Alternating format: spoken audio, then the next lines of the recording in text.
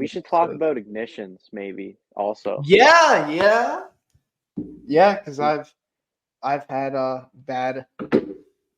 And I've had bad experiences also. And I hear everybody in the comments with that freaking bike bearing ignition. They're like, you got to ground it. Guess what? I ran a freaking ground wire to my frame and it changed absolutely nothing. It still idled like dog shit.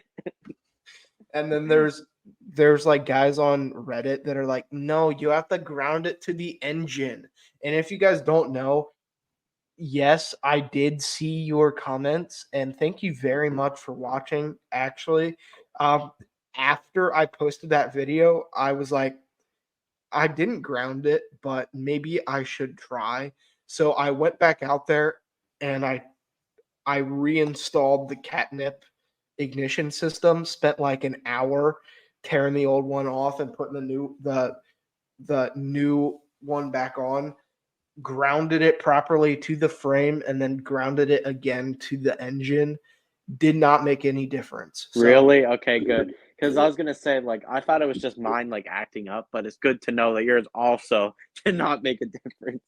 now I'm surprised, to be honest, because like No, I'm not. Because everybody, like, says that it's so good and stuff, and it's like, I mean, mine ran. At least mine actually started, but it did, dude. It like, it pulled timing from all the wrong areas. Like, it felt weaker with that ignition on. Like, it had, yes, it has stronger spark, but it just, even when playing with the magnet, I literally had to advance my timing to get it in the range that it had the same power as the stock one. Like, it's just counterproductive of what it's supposed to do. okay. It's yeah, it's supposed what it's supposed to do is pull timing at higher RPM. But what I found what it did is actually pulled timing at low RPM and totally screwed up the performance. So, So as for like the ignition systems and like the differences between them, I posted a video on my channel, A.M.B. Garage, of the differences and what they do, and a few misconceptions between uh, the three types of ignition systems and all that stuff.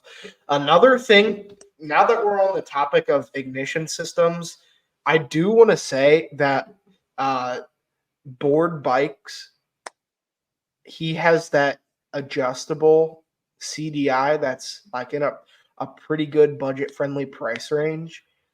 I kind of want to get that and just tinker with it oh because yeah, for sure. that's He really cool. said yeah, he said he wanted me to do a video on it. I just never got around to it.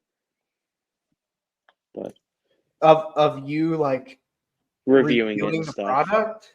Yeah, and like going for a ride, adjusting it, going for a ride, seeing Did what you difference it did made. he send you the CDI? No, no, not yet, but he said he was going to. Nice. Yeah. Yeah, that I would mean, be honestly, I'll just buy it outright and say what I think about it. I'd rather do that, but because I don't want to sound biased. yeah, biased or him feel bad if you have a bad review on it. But like, No, why I would? think it'll be all right. I think it'll be all right. But like, yeah, because like Ken Henson and stuff, and a few of the other big guys have tried it and said that it's pretty good. The only thing though is like Smolik Performance with their adjustable magneto, like timing adapters and whatever. Um, a lot of the things that you can use to change the ignition timing on these bikes, a lot of them only allow you to retard the timing. And that's for a reason.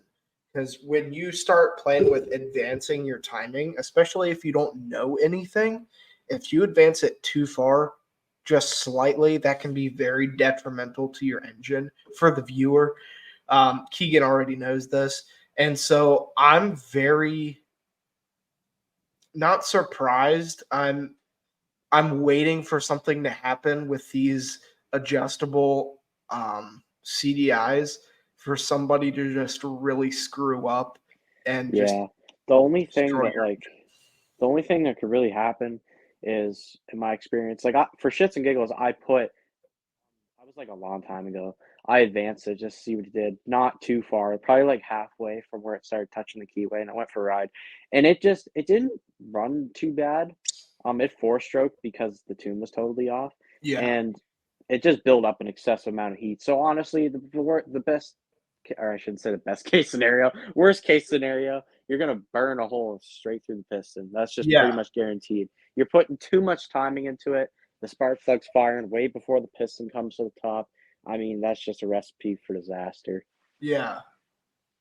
And I mean, advancing your timing and retarding your timing and stuff, I mean, it definitely does help. I mean, on my Predator 212 bike, it's actually easier to play with the ignition timing than like a motorized bike.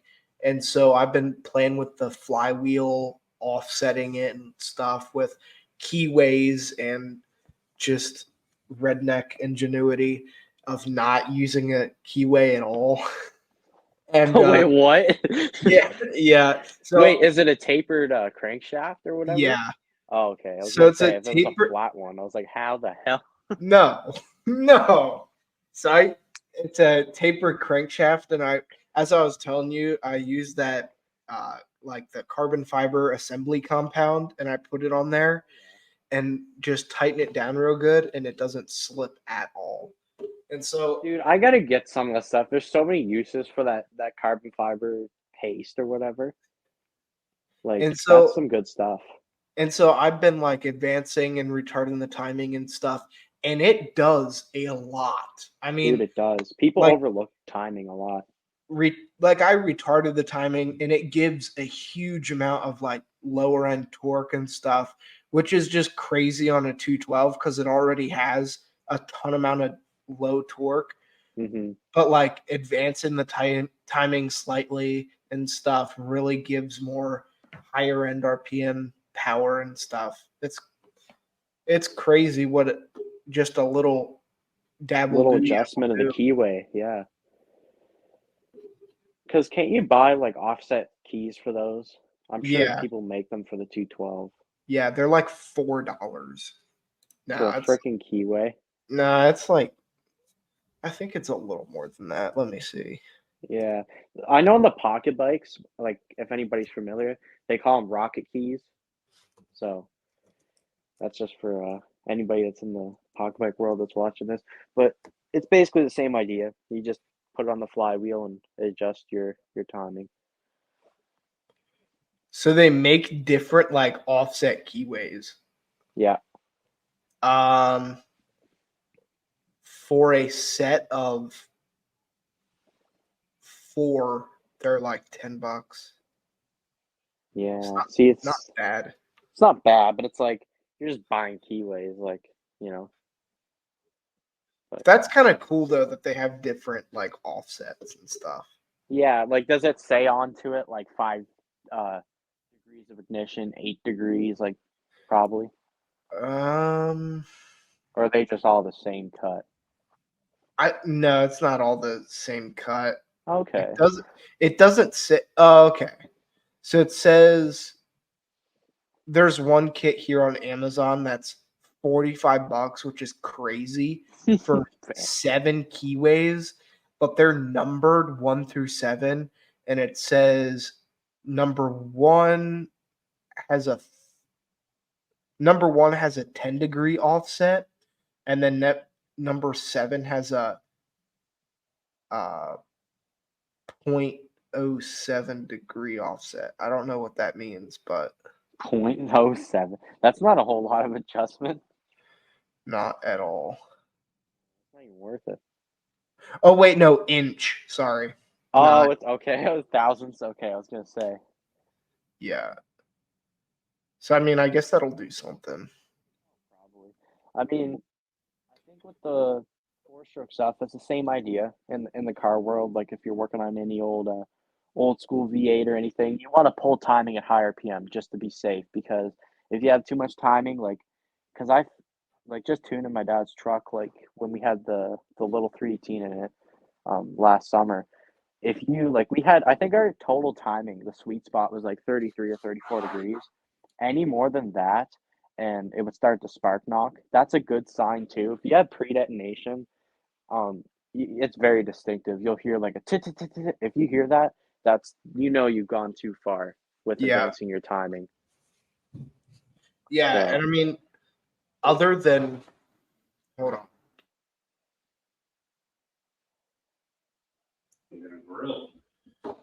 Yeah, as far as like timing and stuff, I haven't really done much for like the two strokes, just a lot of the four stroke stuff. But uh and that's one of the main things, one of the main perks with running ethanol, which is what I'm running in my motorized two my 212 bike right now, is that yeah, it's such a high octane fuel and it works so well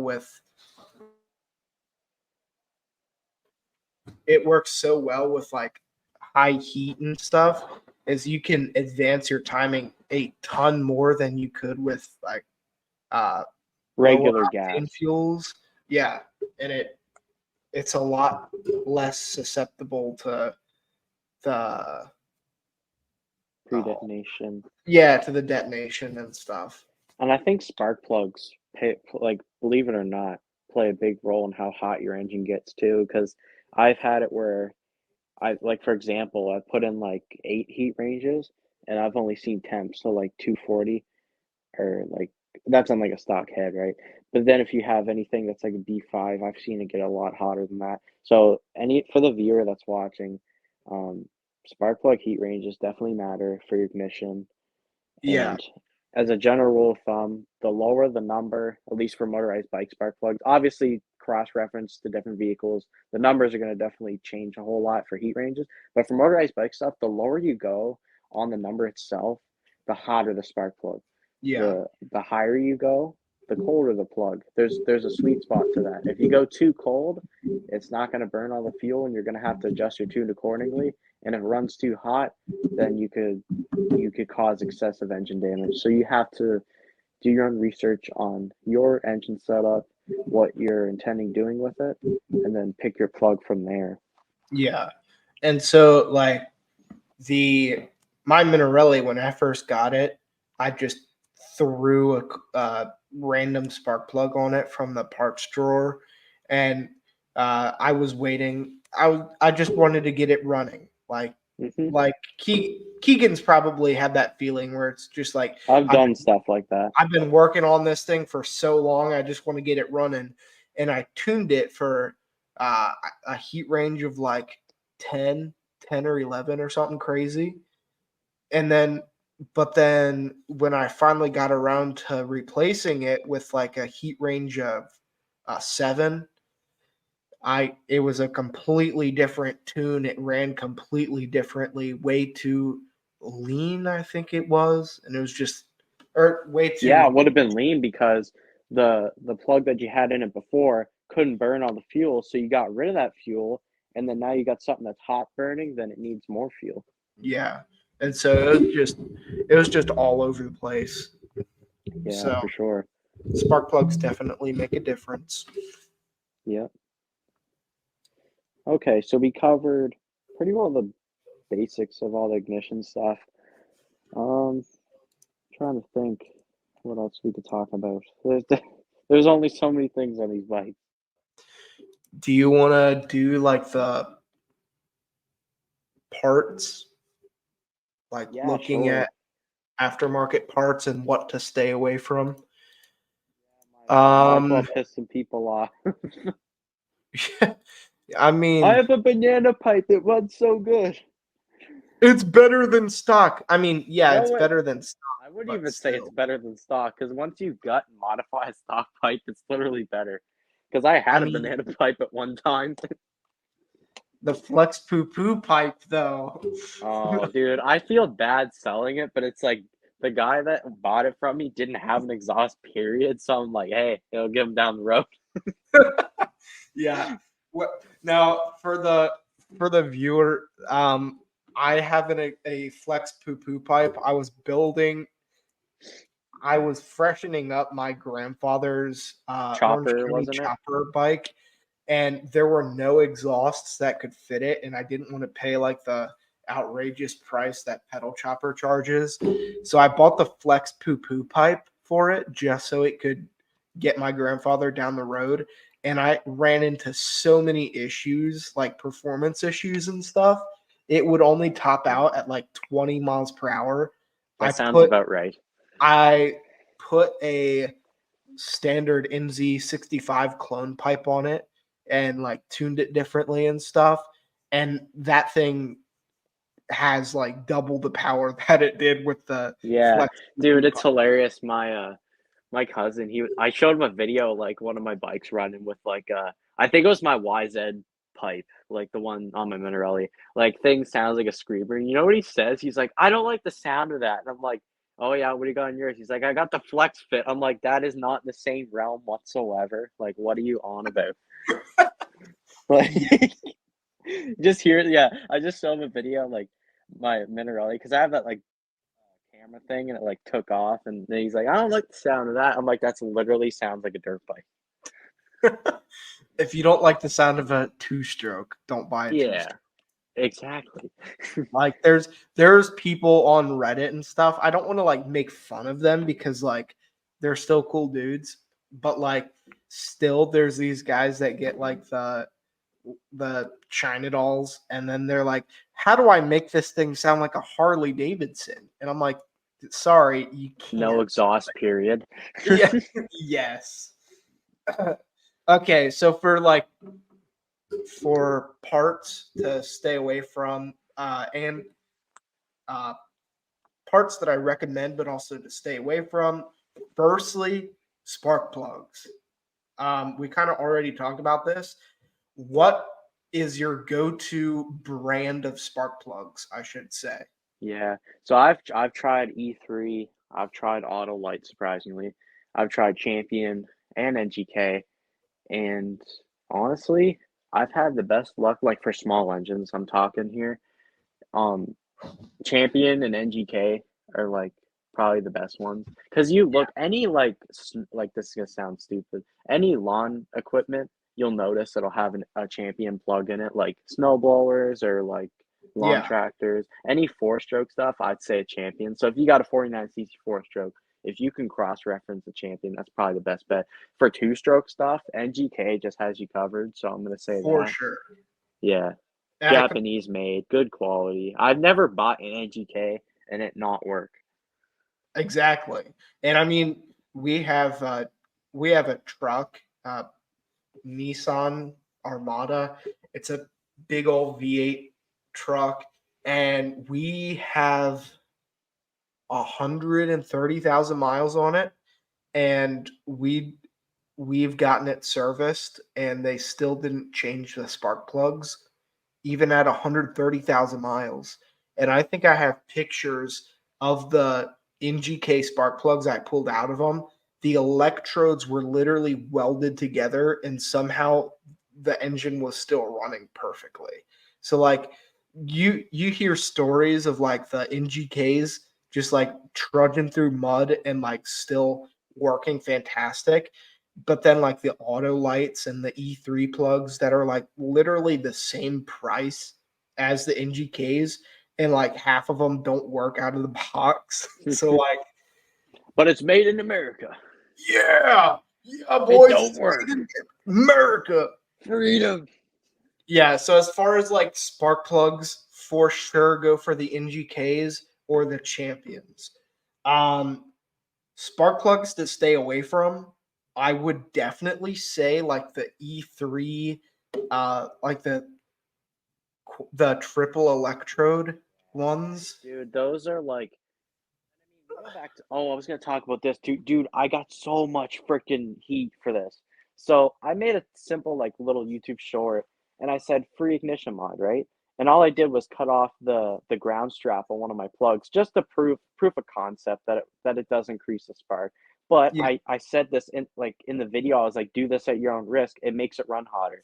So if any of you are watching and you want to do that mod, get a colder plug and then do it. That way you'll have the stronger spark, but you're not going to overheat regardless, the E3 is basically that. It basically allows the electrode of the plug to be like exposed better, but in turn that makes it run hotter. So if you go and get like I guess you would say a hot running E3 and you put it in your motorized bike, it's going to run stupid hot because, like I said, the electrode's exposed, so it has a much easier time burning that gas, and it'll just you gotta basically know what you're doing. So I would say just stay away from E3.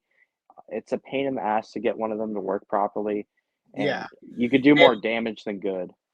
among like the issues that Keegan just mentioned, I've honestly also had like quality issues with the E3 plugs. I've gotten 3 of them that just haven't worked out of the box, like, which is like kind of ridiculous to be honest. And so I work at a small engine repair shop. I used to. Now I do it in my own garage. And when a customer would come in with an E3 plug, we would just kind of laugh. We would just kind of laugh.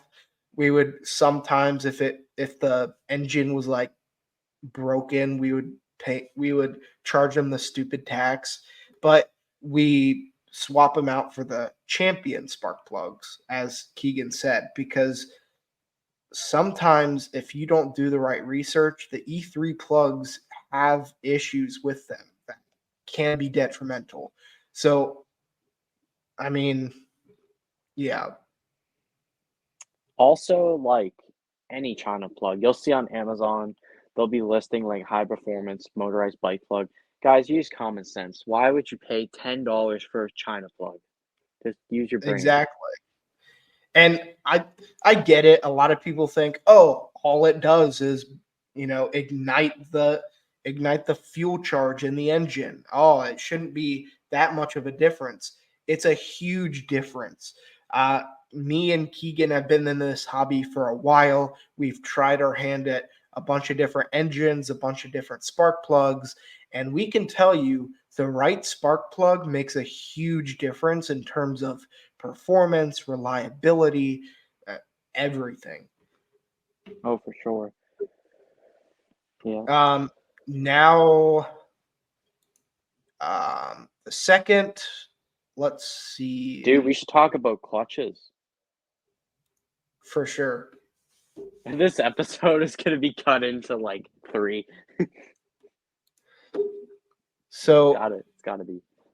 first, so for good clutches and bad clutches, Oh, is there any is there any bad clutches that you can think of? like actual clutch systems, or you just mean like clutch Yeah, pads? Clutch systems? Dude, honestly, any aftermarket one is pretty good. Like I haven't actually like seen like there's a lot of thing. I think honestly, my strength in I shouldn't say in this hobby, but like my strength with the motorized bikes is the clutches, like getting them to like problem solving issues with them.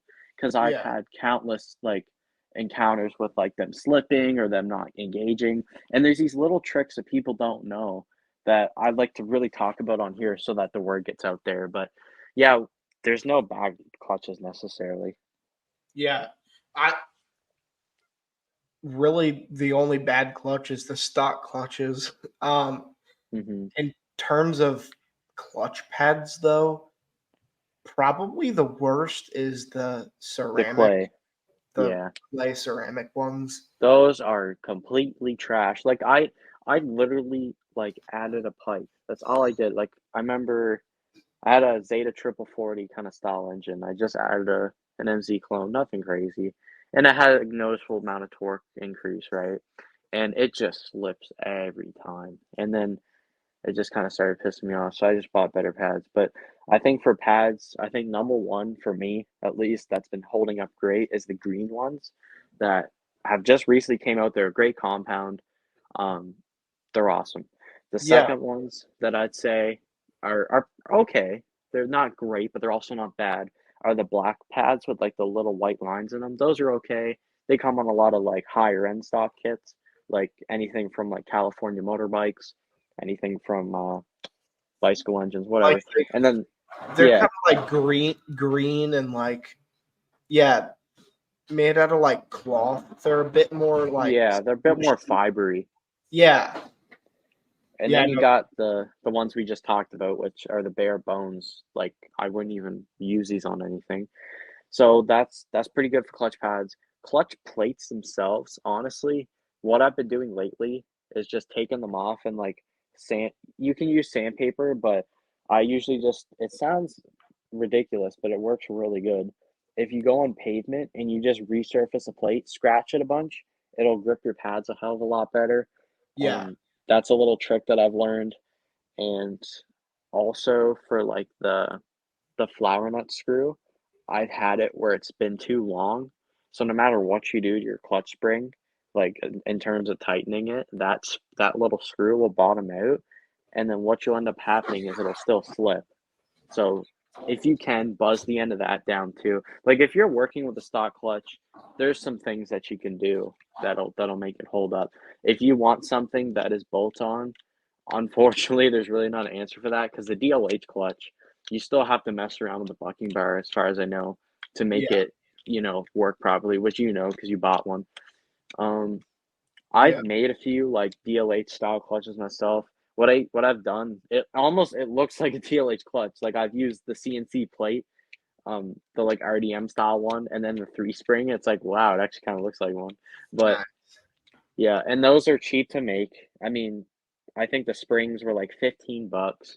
You can use your stock plate if you choose. Like it's if you know what you're doing and you have like a tap set and you can tap the bolt holes, I mean, that is an awesome upgrade for your clutch. yeah. But yeah, And what about intakes? Okay. Now, what would you say is the best intake out there?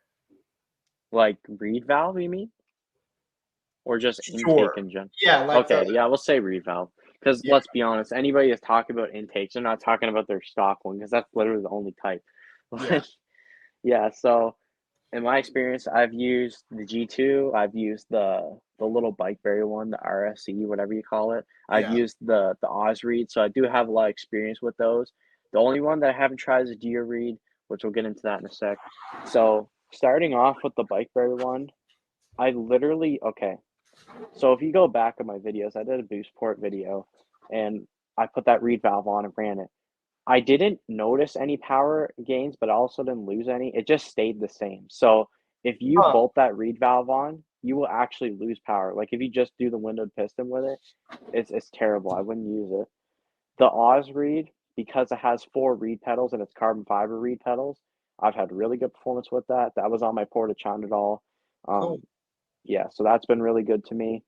The G2 itself, that is probably the most performance potential one. Like Yeah, you can put the biggest freaking carb on one of those. Like yeah. intake wise, you can keep upsizing the intake.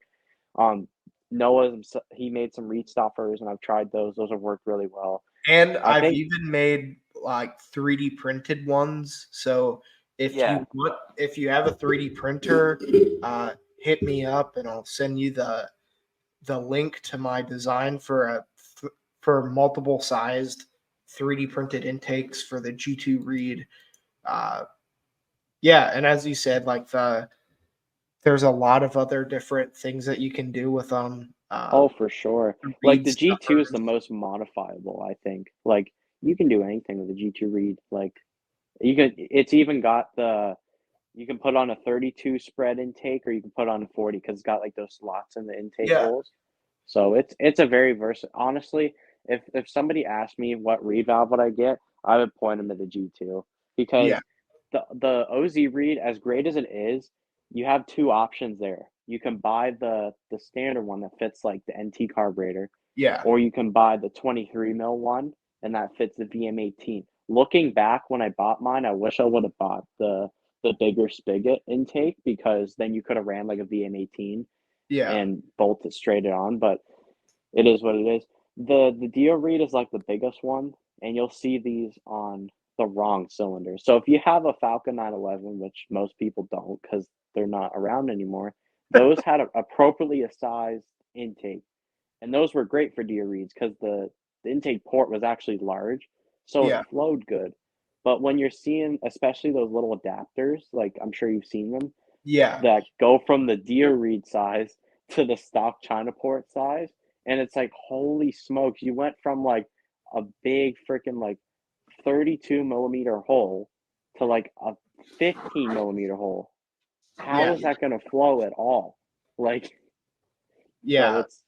it's not a good intake. There's a lot of potential points of failure because there's so many like screws that go in it. Like you have, Absolutely. yeah, you have the four base ones that go on whatever you're bolting it onto, and then you have the four screws that go onto the reed valve Yeah. itself, and then you have the intake boot part that can always leak. So it's like it's Yeah. it's basically asking for an air leak, and people Lots of always like real estate get for mad. issues. Yeah. Yeah. And tuning issues and everything.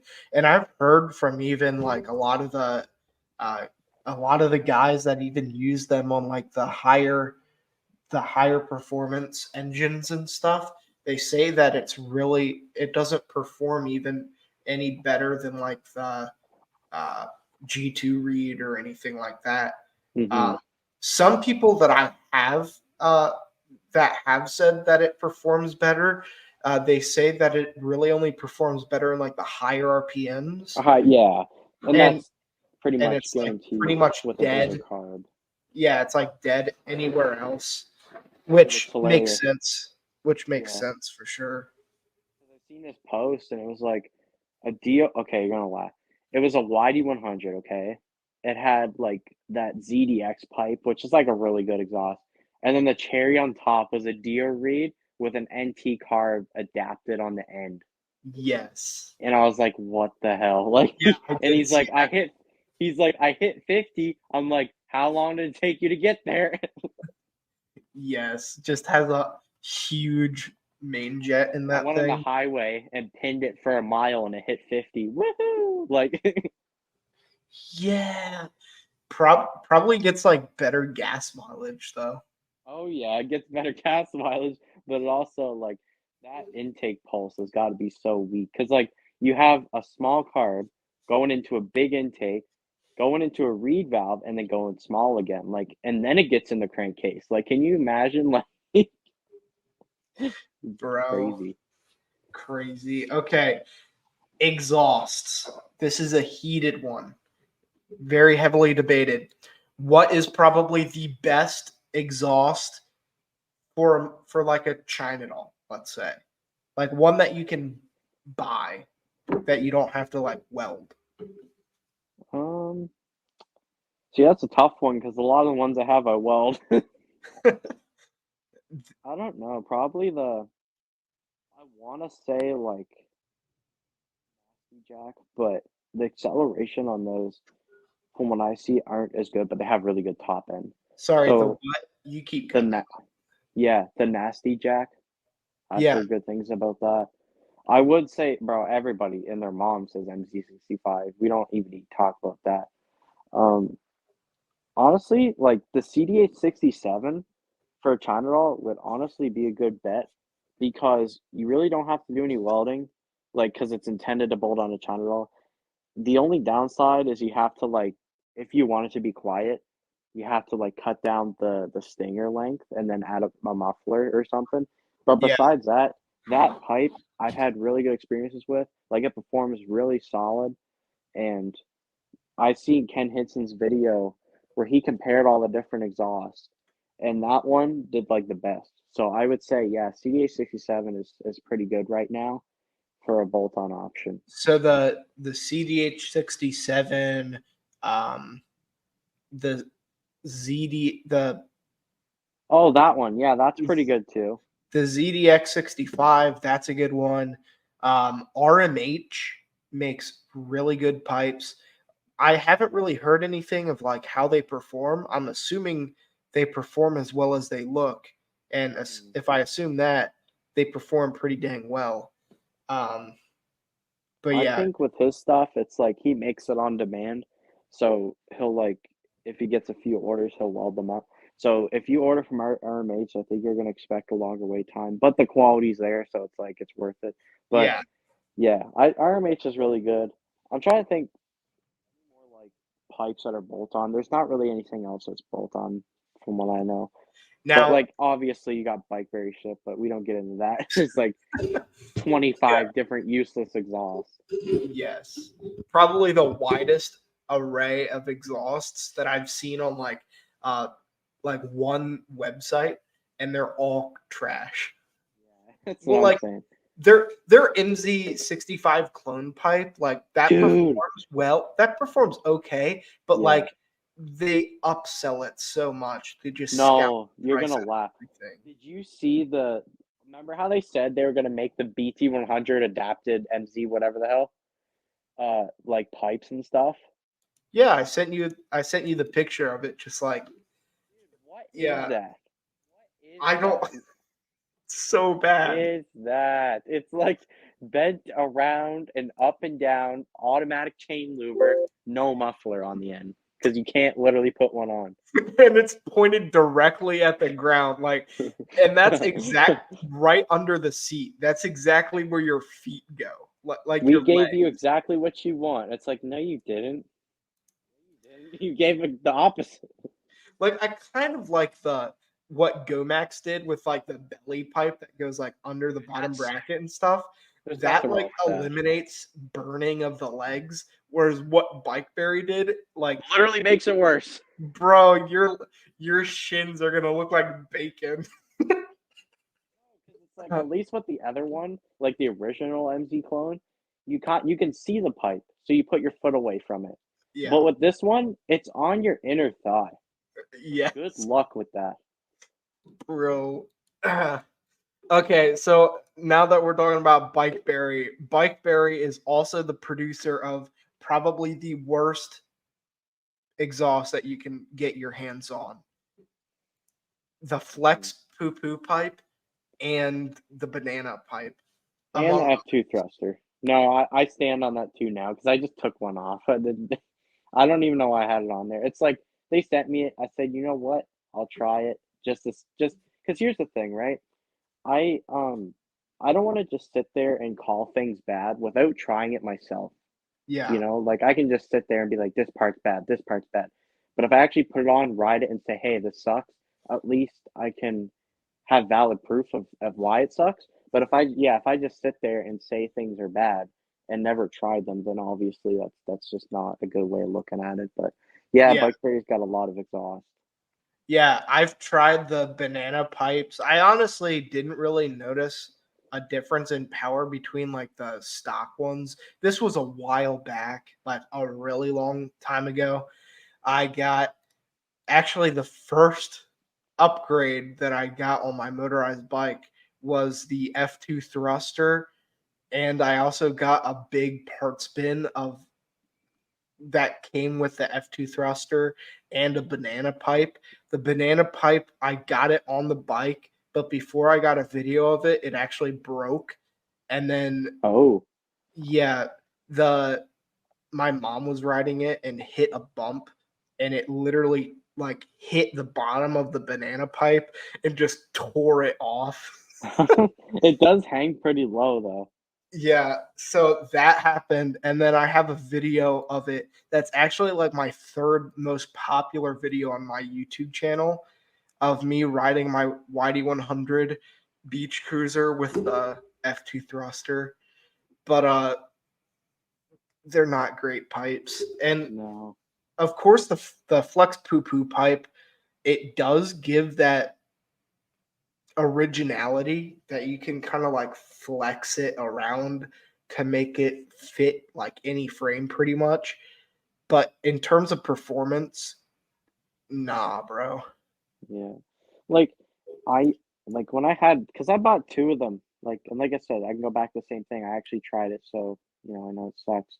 But I had them on like my first two builds, and they were just more or less for style. Because at that time, I was just trying to go for like making the coolest looking bike. And I mean, there's nothing wrong with the looks of it. The sound, when I was younger, I thought it sounded good. It does not sound good, guys. Don't be like, no, it just sounds like, no, because when I had my helmet on, I'm like, this sounds good. And I took it off. I'm like, this sounds like a toaster combined with a weed eater.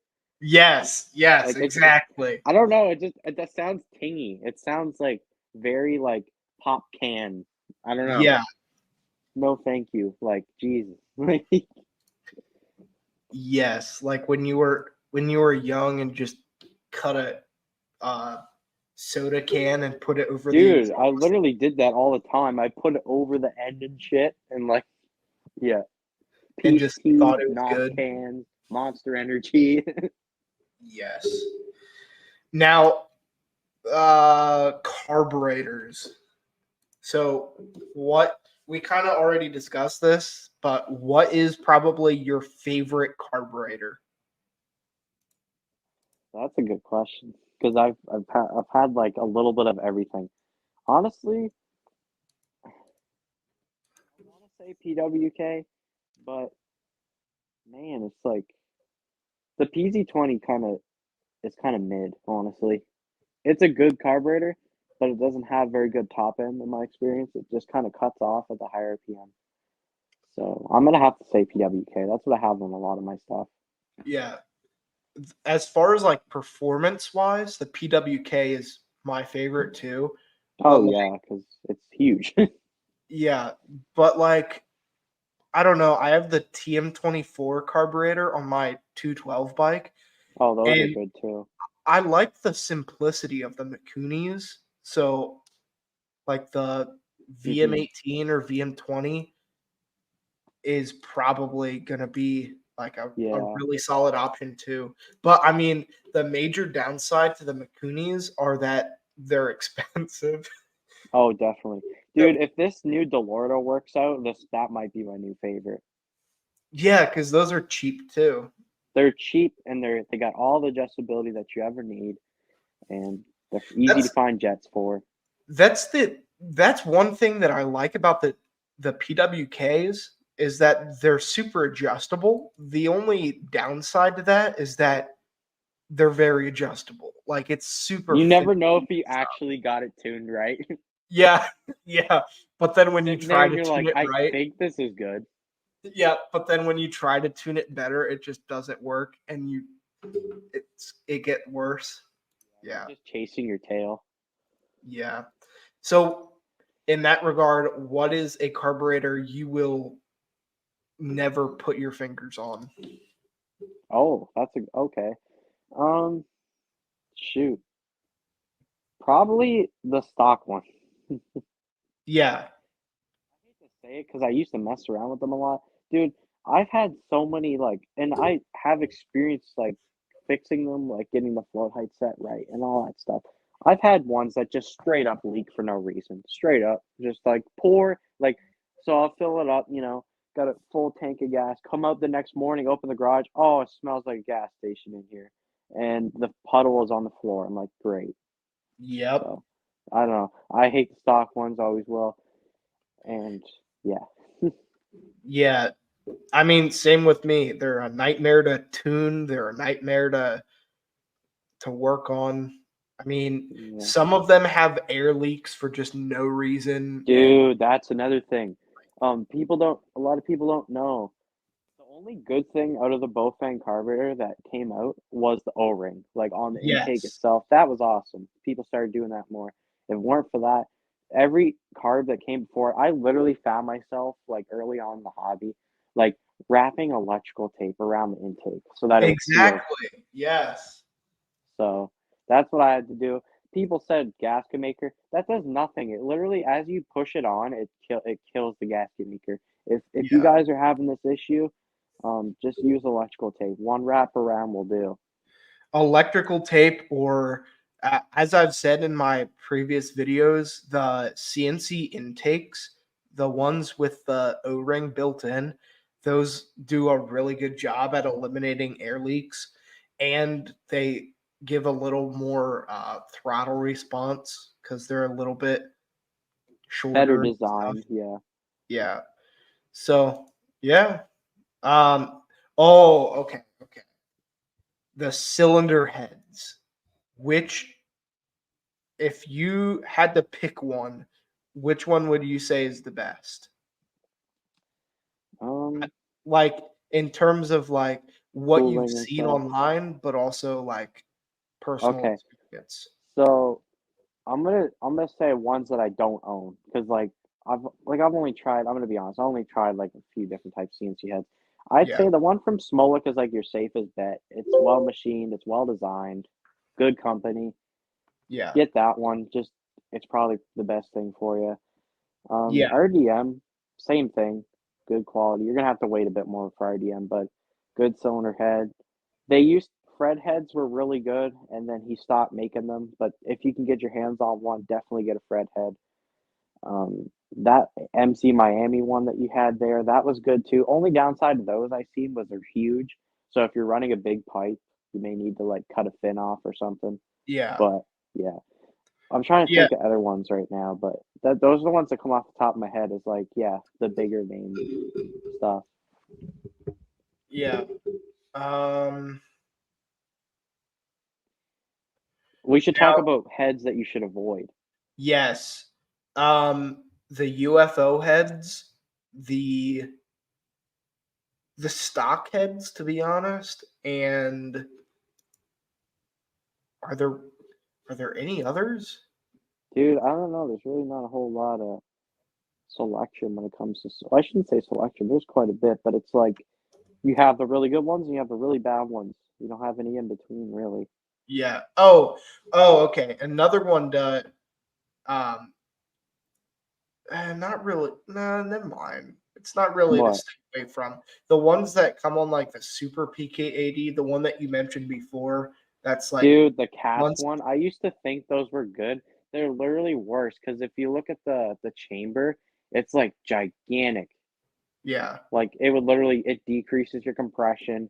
It does run like I did some temp tests and like some compression tests, and I think I got like 20 degrees cooler like Fahrenheit, which is not much.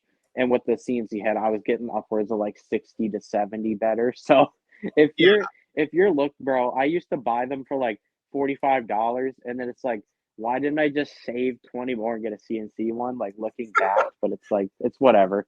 Yeah. So, okay. So I posted a Reddit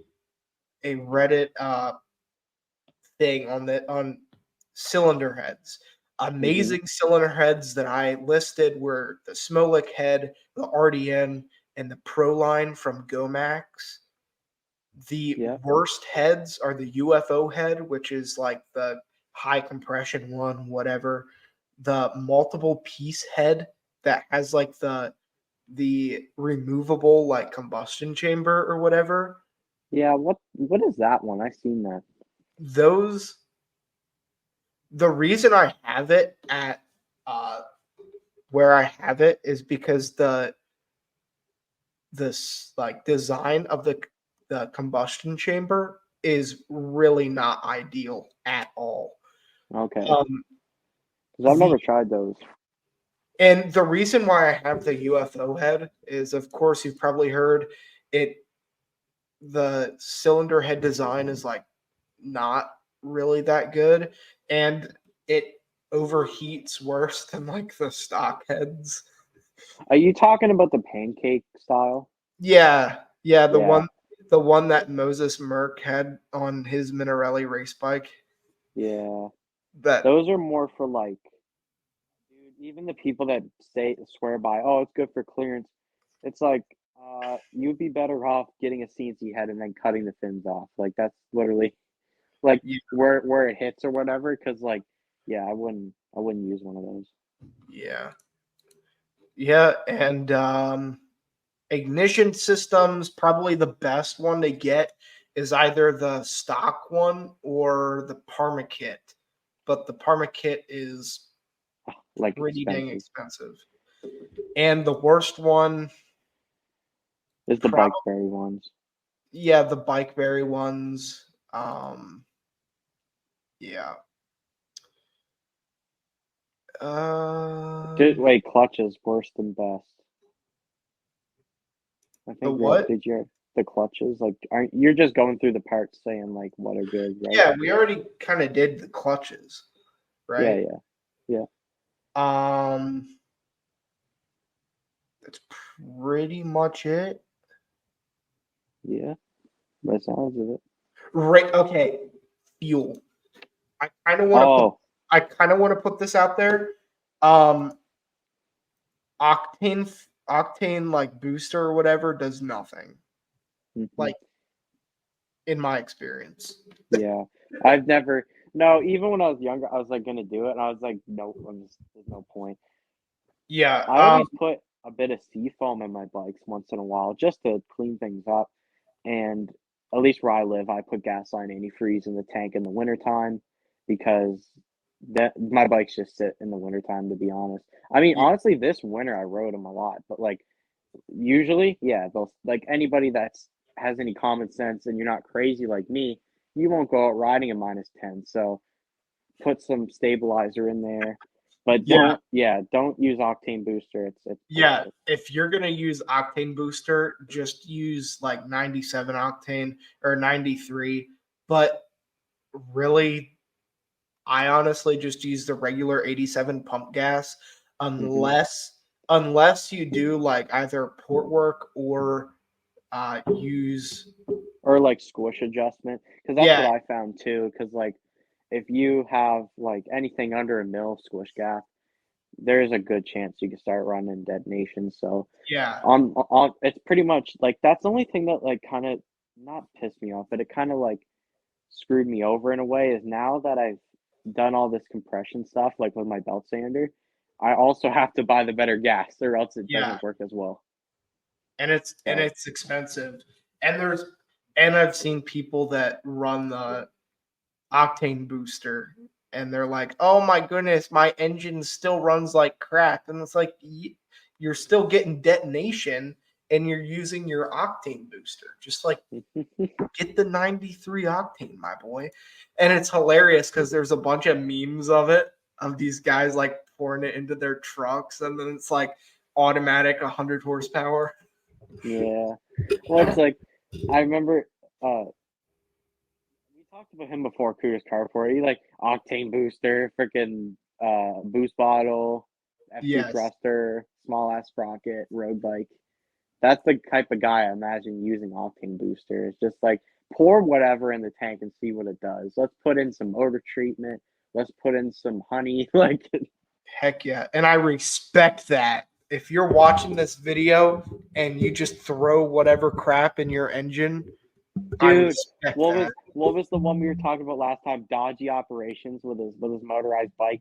Freaking like he was like honing a chrome cylinder to get it going again or something. And then it's the one with the green spray paint all over the engine, dude. Yeah. You've got to seen that. Like he just put sticks in it. Like he just did Wait, not did you care. find his channel? Yeah, it's called Dodgy Operations. Is it Search him up. spelled weird or is it just dodgy operations? Put in that and then put motorized bike. That those videos will pop up pretty much guaranteed. Sits there with a gear puller on the sprocket and revs it. It's so awesome. Oh. Oh yeah, that's it. Yeah, you got it. Oh yeah. Ball honed on a chrome cylinder. Like what?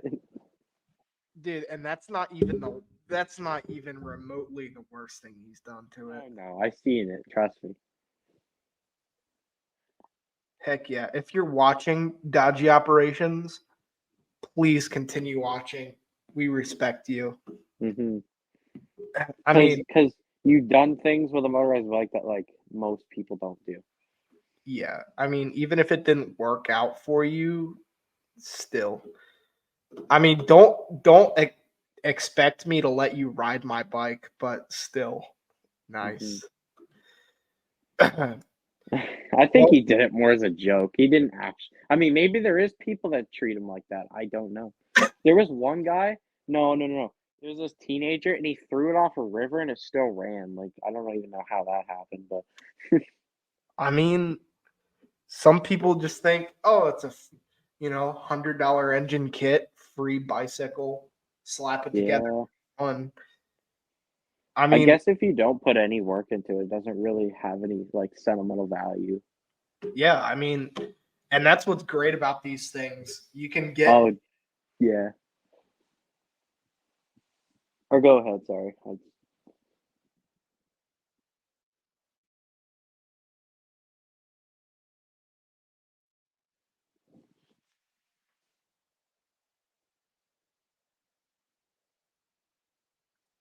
Why'd the audio cut out?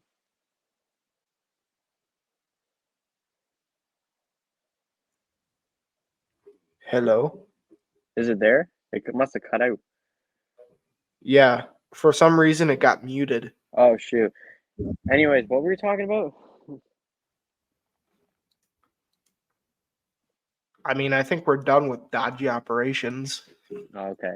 Anyways, I was gonna bring this up. So I bought a new tire. That's just random. I bought a new tire for the Harley or whatever. I don't even know what subs I'm at, but I think I just do a burnout for no reason. How does that sound? Sounds good. I mean, Okay, because I was just gonna light her up and kill the old tire. I mean, that's what I would do.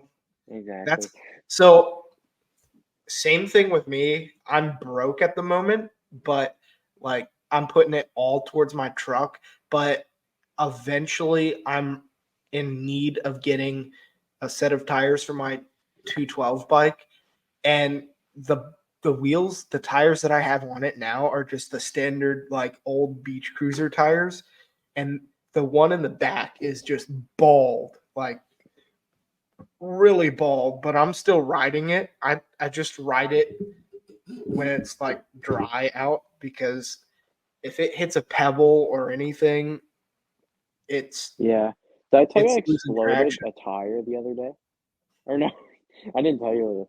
So my my black hyper like cruiser, I was just driving along, like barely got out of the road, like just warming it up, and it started like shaking and stuff, and it made this like weird vibration, and all of a sudden just gunshot just like exploded. So then I pulled over and obviously had to walk home. It was completely flat. I thought it was like a rock in the road or something. Turns out the where I cleared the fender for the chain, one of the pieces of metal I guess decided to poke the tire, so it just blew up. So what I ended up doing was like not only having to replace the tire, but also like re-rolling the fender. So like it was a pain in the ass. Yeah. Yeah, But but like with my 212 bike, when I replace the tires, I'm just gonna do a sick burnout until it explodes. yeah, that's the honestly, it's like why hang a half-worn tire on your wall? It just does not sound that fun. Oh, I'll tell you what, the tire on my 212 bike is a lot more than half worn out. Like, No, no, no. I agree. I'm just saying, like, I mean, for majority of people that are replacing tires, it's all or nothing. yeah, especially on a motorized bike. Like, and it The one makes of it mine's pretty freaking bald as well. Like, there's no tread in the middle, but it's got tread on the side, so it's like it's good for corners. yes. Well, I mean, if it's bald, that just means more traction. Buddy, until it pops. But yeah, buddy. Until them wires show more traction. Yeah, Yep. dude, I So seen I that. think I'm like the white walls on your 212. I'm like, bro's bike skipped leg day. yeah, bro. Skinny The tires. nice the nice ones that I want to get are on are on the Minarelli right now, and Yeah, yeah, the those are 212. honestly they're equal to like the hookworms. So they're like they're cheaper. So I'm gonna get those, and they're pretty nice. They look a bit beefier, so it should fit right into the 212. Yeah, I was gonna get like those thick slicks, but like you said, anything that's bald, it's like got a good chance of like popping more. Well, not Yeah, bald, but like slick, you know. And then obviously in the rain, that would suck. Good way to yeah, slow down. and another thing. So I got you might have seen the video on my YouTube channel. I got like a little moped thing. Yeah, And yeah, that red one. yeah, turns out that's not going to work out. Is it completely screwed? Well, so I serviced the engine. I tore the engine out, rebuilt it, and it has a ton of compression and all that stuff. So I think the engine would run healthy, but I took apart like the entire wiring system of it, and it's just screwed up so badly. I I mean, I'm pretty good with like wiring and stuff, but I think I'm about out of my element. And in Mhm. terms of like this little moped, I It's think not worth it. it's not worth it to put all that time and effort into it just to like Yeah. possibly It's sell not it. your it's not your daily mode of transportation like your truck or something, you know? Yeah. And also it's a crappy like it's not a Minarelli. It's just a crappy like Indian thing. So there's no way that I could upgrade it or Or put resell it for more. Like, yeah, or put like a decent exhaust on it. I so what I'm gonna do, it has 17-inch wheels. So I think I'm just gonna gut it and sell some of it for parts and then take the wheels and put them on a motorized bike. okay. I No, mean, that's a good idea. Those wheels look pretty good. yeah, the wheels are okay. I'm gonna use this. I'm gonna use the hubs that I have on my bike, actually on the Minarelli, and then get different 10 gauge spokes and use those rims. But I think that would be pretty good. Oh yeah. No, I kind of figured because like I was looking at them, like that thing looks like it's been sitting forever. Yeah, I mean, on the outside, it's in actually really good condition, but it just looks one, the previous owner, like he was a cool dude, but he didn't know anything about it or the previous owner. So whoever touched it last screwed up majorly with like rewiring it. Hmm. And then there was a rat's nest in it, and that just made it a whole lot worse. So Yeah. I have no regrets with scrapping that thing. Oh, you actually like fully got rid of it? No, I mean I have it halfway torn apart. I'm gonna sell like some of it for parts, but Oh, okay. Yeah, get some money out of it at least. yeah. Cool. Yep. And then I'm thinking about building my brother a bike. So I have my 212 bike. I'm in the process of building that uh Orange County Chopper like dirt bike Hmm. thing. That is awesome. We should talk about that a little. That is like just awesome. So I can't wait to get that done. And then I'm building my other brother the Minarelli. That's not my bike, that's my brother's. And then I take account for it because I built it. Hmm. And then I'm building my other brother, the younger brother, a bike because previously I built him that YD100 Stingray bike, Yeah, um, and he loved it, but he outgrew it, and I used parts off of it to build the Minarelli. So I'm thinking of actually getting a Huffy Cranbrook, and then getting like 24-inch moto wheels for it or whatever, getting an Avenger 85, and then like fabricating my own like inside frame gas tank for it. I think that would yeah. be pretty cool. No, that's almost like a Mark James type build. Kinda, yeah. Yeah, get some triple tree forks on it, big old disc brakes. I think it'll be pretty cool. Yeah, no, that's cool. Do you have any projects in the works? Not right now. No, I'm kind of not dialing down, but like, I've been buying too much stuff. Yeah. Parts. Yeah, at this point it's kind of like get rid of some projects or just make the ones you already have nicer. Yeah, that's what I'm saying. It's like I could keep building more bikes, but it's like at this point, I'm just trying to make what I have really nice. Yeah. So, Yep. but no, I should have the. I'm pretty excited to get the casery going. I'm waiting for freaking crank seals. Like they're supposed to be here on the 15th. So, Wait, are you building another case read or is it oh no, no, no. I mean, I definitely will, but like for right now, remember those bearing seals on the that I had to take out? yeah. That's what I had to do. I had to rip the cases apart just to do that. Yeah.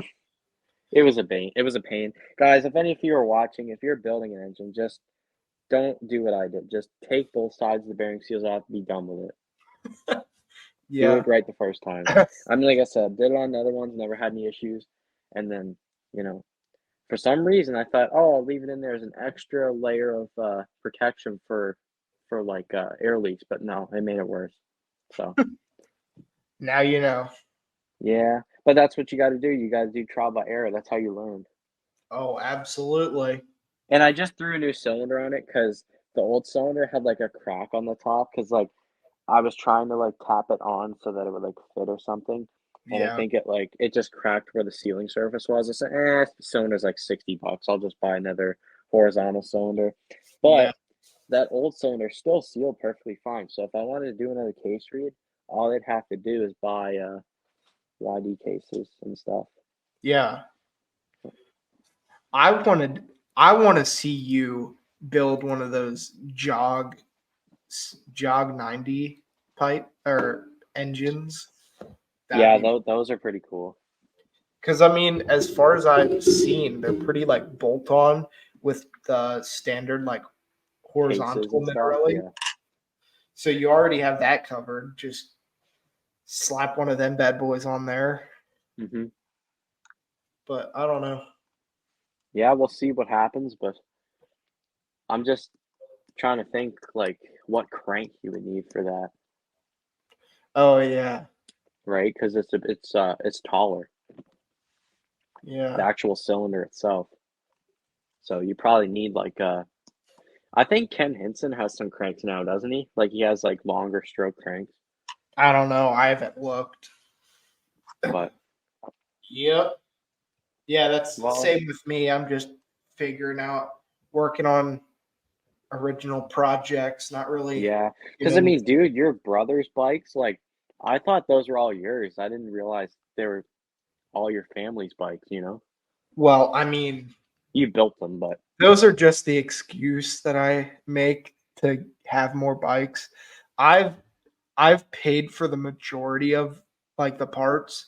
My hmm brother my brother bought like the frame and like the engine, and then I've paid for like the the upgrades to the engine, done all the work. I've paid for the wheels and all that stuff.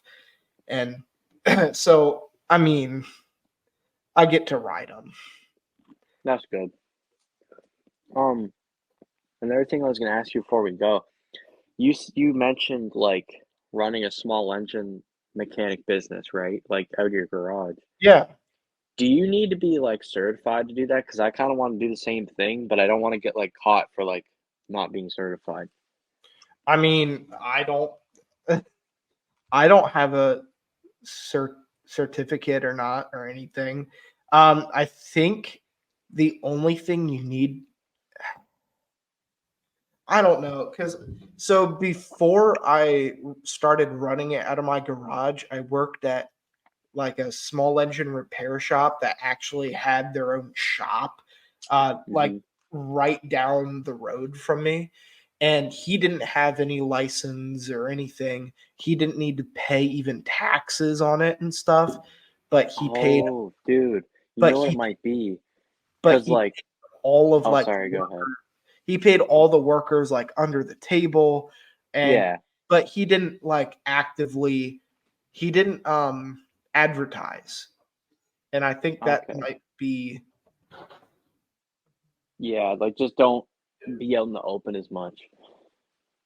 Be kind of like low key about it. yeah. And I mean, for me working out in my garage, I don't really advertise. I mean, I advertise on like Facebook, but like other than that, not really. Huh. Well, no, because like they were talking about that in like school and stuff. That like if you were to fix other people's cars and you're like liable if it breaks. But I think with that sort of stuff, it's like so small that it doesn't even matter. Yeah. I mean, yeah, that's one thing. Cause I mean, with working on my truck and stuff, I've worked on like family members' cars, close friends' Oh yeah, cars, but like we as all f- do that. as far as like the business side goes, I really don't want to be responsible for screwing something up because Hmm. mistakes are made. So, Obviously, all the time. but yeah, I was changing my mom's oil in her car not too long ago, and I did on my car. I was like, "Oh, it's pretty easy," because like I've been changing oil for a while, and I just wasn't really thinking too much of, like the drain pan, like where I was putting it, and I got it all drained out, and then came back under the car, and I was like pulling it out, and there was like a wrench or something like under the drain pan, so when it like leveled itself out again, it like freaking spilt like half of the oil. So yeah. like I had to like get kitty litter and spend like a half an hour cleaning it. Oh yeah, whip out the old kitty litter and sand, get it Yeah, all. it's bullshit. Yeah. Well, one time I was changing the oil, and you know the little O-ring on the oil filter? Yeah. Well, I I guess I over tightened it or what, but that little rubber seal like slipped off the side of the filter. And Hmm. so when I filled up the oil and then I started the engine up, it just sprayed oil all over the place. It was terrible. Uh, And that was, yeah, it was a big mess. hmm. Have you ever like, dude, last going off where we were changing like oil in different like of our different vehicles and stuff, gotten such weird colors, man. Like my car, like old person had it before me, never like did much maintenance on it. It has low kilometers, but like the maintenance is very low also. So it Yeah. came out like brown, like literally like poop color oil. And I was Yeah. like, this ain't right. So then put some new stuff in.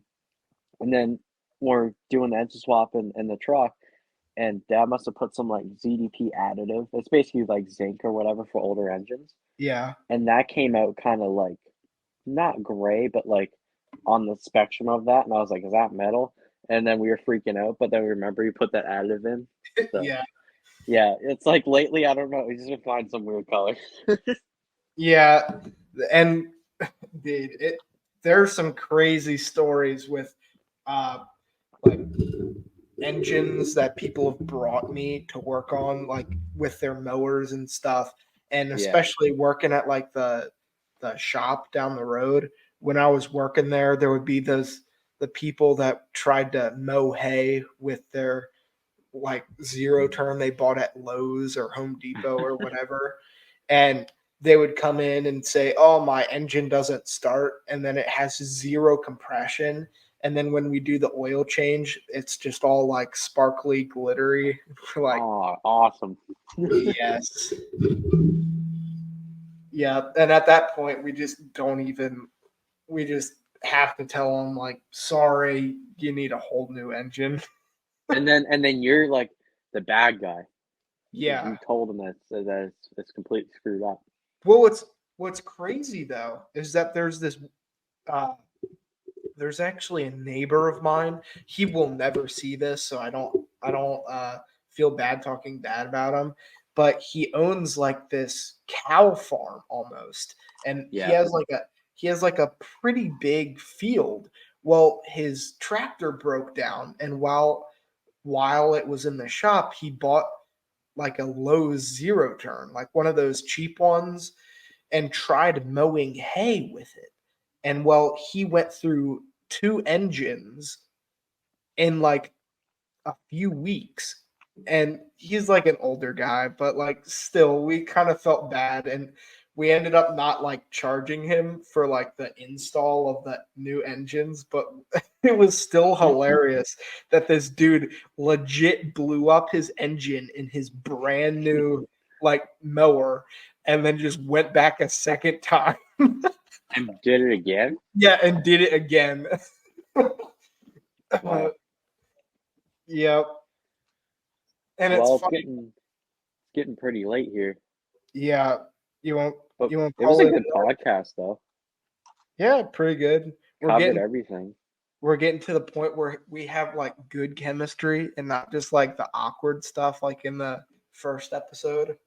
Oh well, it shit happens. Heck yeah.